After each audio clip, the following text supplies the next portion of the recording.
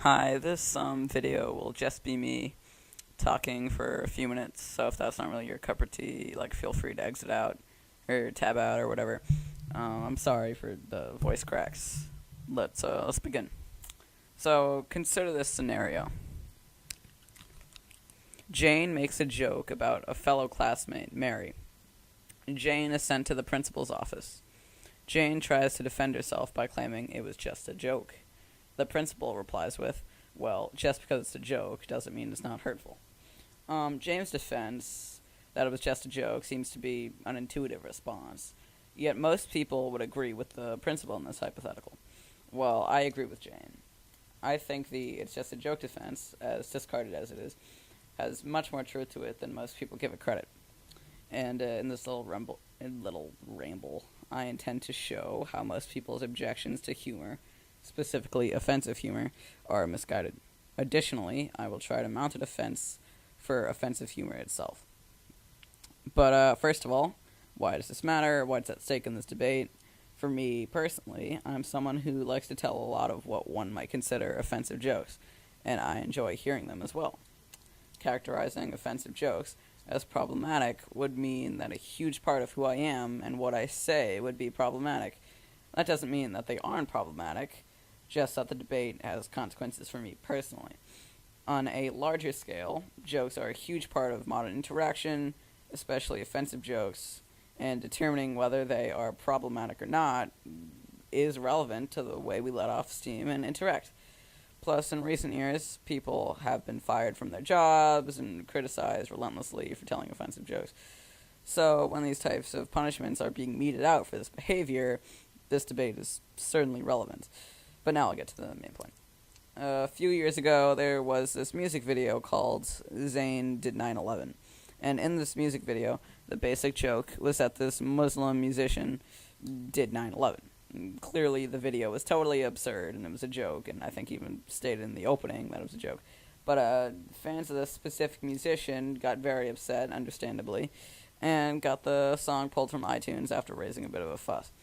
I brought this up with my family while eating dinner, and to my surprise, they were quite sympathetic to the aggrieved fans who got the song pulled.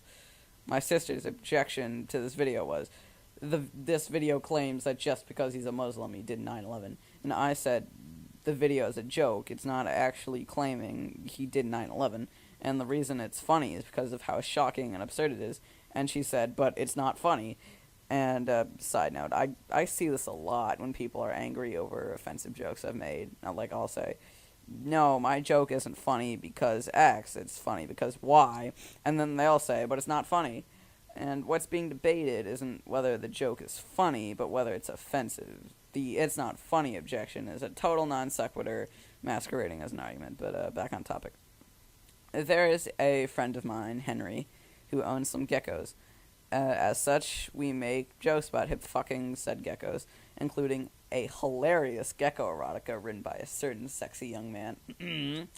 And anyone who heard these jokes would clearly be able to see Henry does not literally fuck geckos.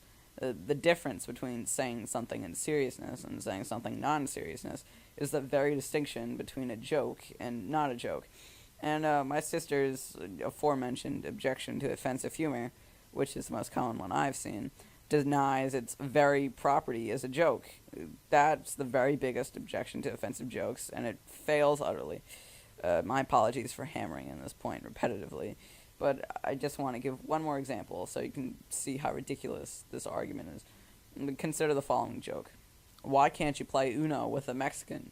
They steal all the green cards. If you were using my sister's argument, you would say, not all Mexicans steal green cards from Uno, and of course nobody would steal Uno green cards to get across the border. It's a joke. You're taking the statement at face value, but a key part of this and every other joke is that it is not serious and cannot be taken at face value.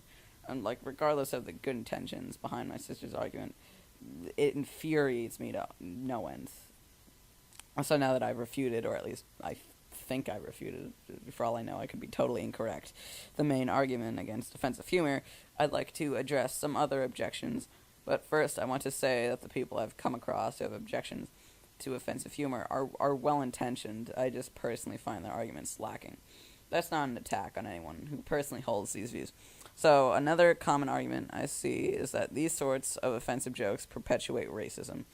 This is basically the same argument as the first one, except this argument seems to imply offensive jokes help actively perpetuate racism, like somewhat institutionalized.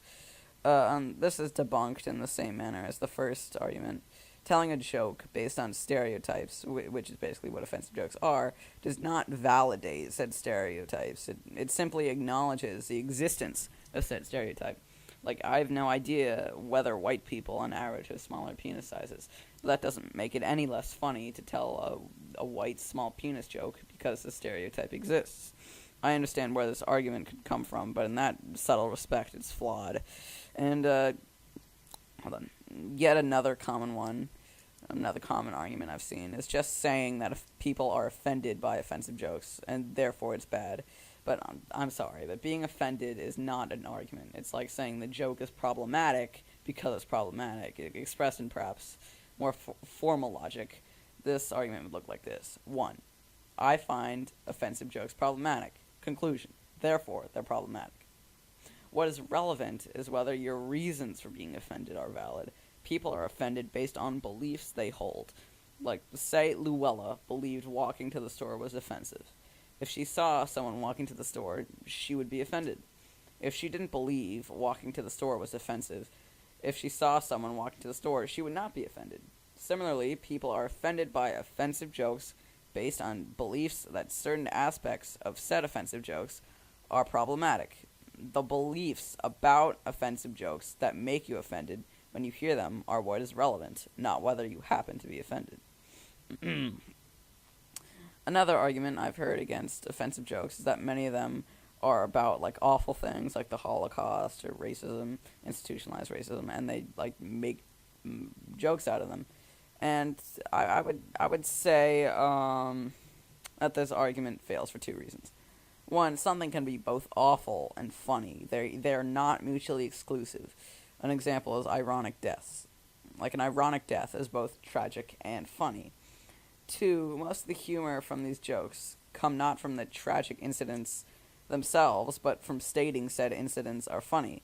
Take, for example, the statement, "The Holocaust was funny." Obviously, the Holocaust was not funny, but saying it was funny is such an absurd thing to say that the statement itself is funny. So, in conclusion, everyone enjoys different types of humor, but to punish and berate people for engaging in this type of offensive humor, you're going to have to get some better reasons than this if you want to justify that. In the very important fight to end inequality and institutionalized racism and sexism, I feel the baby has been thrown out with the bathwater. Offensive humor has been unfairly grouped in with serious, repugnant forms of racism and sexism.